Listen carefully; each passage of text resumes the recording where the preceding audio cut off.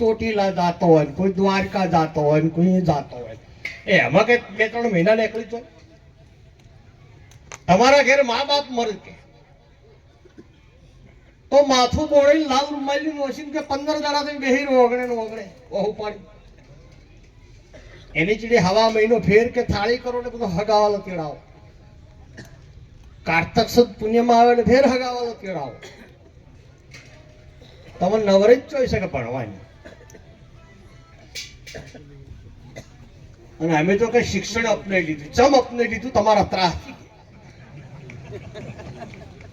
અમે એમને તમારા ગામમાં આવે તમે ધોકાઓ, પણ જયારે વર્ધી પહેરી પીએસઆઈ થઈને આવે ને તો ઠાકોરને ખાટલો ઢાળવો પડે. ફોજદાર આવ્યો. આ શિક્ષણનો પાવર છે. એટલે મારી સમાજને પણ હું વિનંતી કરું છું, સમય ખૂબ થયો, તમે મારું માન સન્માન કર્યું અને 10-15 વર્ષથી આવવાનું થયું તો રજમલજી ફોન કર્યો એટલે લાગણીથી આવ્યો. બીજી તમને કોઈ દાડો આખા બનાસકાંઠામાં સાચી ઠોજીને પૂછું, કદી તમારી ચૂંટણીમાં વોટ માંગવા આવ્યો વિહીવરમાં? કદી માજે હોય કહો. કોંગ્રેસને હાલજો, ભાજપને હાલજો, રજમલજી ચોય ભાષણ કર્યું? કોઈ ઉંબાળું લઈને હું કદી આવ્યો નથી. પોકરો મોય તો આવ્યો, બાકી તમે માન સન્માન આવ્યું ઘર પેલા. શેરો વિગોન પંચાયત પરગણાની કરવી એવું આપણે આવડતું નથી. હા, ઓના વિસ્તારમાં અનુકૂળ લાગે એમ કરે. કોઈને ધોનેરમ કોંગ્રેસમાં હમું આવે, કોઈને ડીસામ ઓમાં હમું આવે, પેલામાં ઓમાં હમું આવે, જેમ હમું આવે સમાજને ફાયદો થાય એમ કરો. હું તો વિચારનો માણસ છું. આપણે કોઈ પુલ મંજૂર કરાવવા નથી, રોડ કરવા નથી, ફોજદારની બદલી કરાવી નથી, ઇન્કમ ટેક્સની રેડ પડવાની નથી. આપણે જોડે કોઈ છે જ. મને અમુક લોકો કહે છે કે તમે બહુ બોલો છો, રેડ પડશે એમ શું પડશે? બાજરીના પુલાવશે 500 ભેંસો ગાયો જો નિવરા ચાલે છે. અમારે રેડ પડીને કદી સાગર દોડાને બોરી હાથમાં આવશે, ગિરાડો આવશે. કોઈ સેજ નહીં, ખાલી તપેલી છે. ગમે એને આપકો હોમલાને ધોળા એને દાગ પડી છે. આપણું કઈ જ આપતું નથી. આપણે કોઈનું સર્ટિફિકેટ જ જોઈતું, કોઈને આગળ સારાય થાવું. જેવા સ એવા સ ઠાકોર સમાજના સ, જેસા સમાજ વૈસા લીડર. આજ આપણી ભાવના છે, કાયમીથી મોજની જિંદગી છે. સમાજ મને બહુ ગમે છે, કામ કરું છું. મારે કોઈ અપેક્ષા છે. લોકો કે ભાઈ ધારાસભ્ય આમ તેમ, કોંગ્રેસ ને ભાજપ રજમલજી ની રહ્યા. તમારે કોંગ્રેસમાં કદી હું કાગળી લઈને આવ્યો ટિકિટ માંગવા? કેશાજી ને પૂછજો, તમારે ભાજપમાં કદી કાગળી લઈને માંગવા આવ્યો કોઈ? એવું છે ને, બેઠા ને હલવા વાળા. પેલા તો ભિખારી શીખો હાલે. આપણે કોંગ્રેસ ને ભાજપ પાવ તો બે લોકો છે, તમારે જોડે માંગવા આવે. મારો સમાજ કટિબંધ છે તો તમને ઉકરડામથી ઉપાડી સિંહાસન ઉપર બેહારવાની તાકાત આ ગુજરાત પર ઠાકોર સમાજ. આપ સૌએ મારું સન્માન કર્યું, માન આપ્યું, એ બદલ આપ સૌનો ખૂબ ખૂબ આભાર. અને 2 હાથ જોડીને વિનંતી કરું છું કે ઓછામાં ઓછી તમારા દીકરીને ગ્રેજ્યુએટ સુધી ભણાવજો અને મહેરબાની કરીને બંધારણ પાળજો. સૌની જય સદા. થોડો ઈકો ઓછો કરજો. બોલો સદારામ બાપુ કી. ખૂબ સરસ. આજે 16 ગામ આયોજિત ઠાકોર સમાજના આવનાર ભવિષ્ય માટે, જે ખરેખર આજના યુગમાં જે જરૂર છે એના માટે આપ સૌ જ્યારે ભેગા થયા છો એટલે આપ સૌને આવકારીએ છીએ. સાથે આપણા મંચસ્થ આપણા મહેમાનો પણ અહીંયા બન્યા છે, એટલે નામમાં નહીં પડું પણ મંચસ્થ તમામ મહાનુભાવો અહીંયા.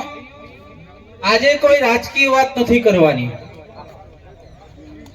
અહીંયા આજે સમાજના સુધારા માટે, સમાજ કઈ રીતે પ્રગતિ તરફ જાય, સમાજ કઈ રીતે શિક્ષણ તરફ વળે, સમાજ કઈ રીતે કુરિવાજો બને બંધ કરે, આના વિશે આપણે બધા મળ્યા છીએ. એટલે અહીંયા આપણે કોઈ આજે રાજકીય વાત થવાની નથી. અભિનંદન એમને આપવા છે કે જે 16 ગામના આગેવાનો અને જે યુવાનોએ આ બેડું જે ઉપાડ્યું છે, આ બેડું એક પુણ્યનું કામ છે. પુણ્યનું કામ એમ છે કે આ બંધારણ તમે લાગુ કરશો એટલે આપણા સમાજમાં કેટલું તમે જાણી નહીં શકો એટલું બધું પરિવર્તન આવશે. એટલે આનાથી મોટું કોઈ પુણ્ય નથી. એટલે આપણે આજે આ ધર્મની ભૂમિ, આ માતાજીના સ્થાનમાં આપણે બધા પુણ્યનું કામ કરવા માટે ભેગા થયા છીએ.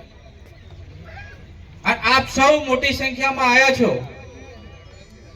એટલે આપણે કહેવા માંગુ છું, ઘણા બધા લોકોને એવું છે કે આ મોંઘવારી આવી એટલે બંધારણ કરવું છે, આવું હોય ને મનમાં.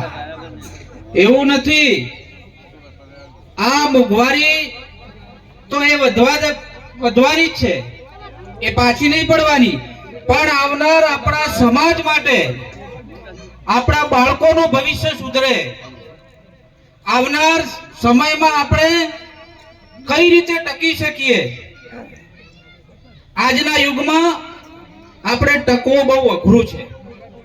જો તમે બચત નહીં કરો, તમે જો અવેર નહીં રાખો, તમે ક્યાંક ને ક્યાંક નાના મોટા ખર્ચા કરી અને પૈસા વેડફી નાખો છો, અને પૈસા વેડફી નાખો છો એટલે તમે તમારા બાળકને અથવા તો તમે કોઈ પણ ભવિષ્યમાં જે વિચાર કરતા હોય એ વિચાર મૂકી શકતા નથી.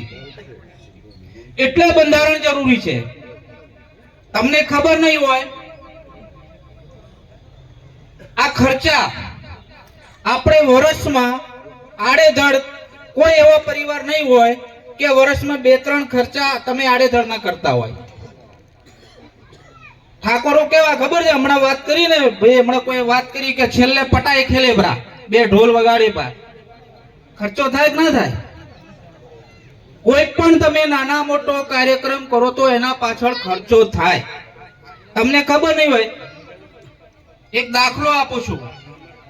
હમણાં એક વર્ષ પહેલા, એ યુવાનનું નામ નહીં આપું, ગામ નહીં આપું, કારણ કે રોજ અમારે આવતું હોય છે, અજમાજી આપણે આવતું હોય, અમારા ભાગે ઘણું લખાયેલું હોય. ક્યાંક પૈસા ઘટે, ક્યાંક દવાખાનામાં કેસ લખાવવાના પૈસા ના હોય, ક્યાંક શિક્ષણની ફી ભરવી હોય તો પૈસા નથી હોતા.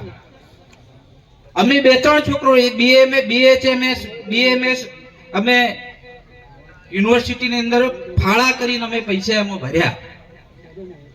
પણ આ કેમ કરવું પડે છે? હવે દરેક વ્યક્તિને આપણે ના કરી શકીએ, કે દરેક વ્યક્તિને આપણે ફાળો ના આપી શકીએ, કે કોઈની જોડે આપણે માગી પણ ના શકીએ.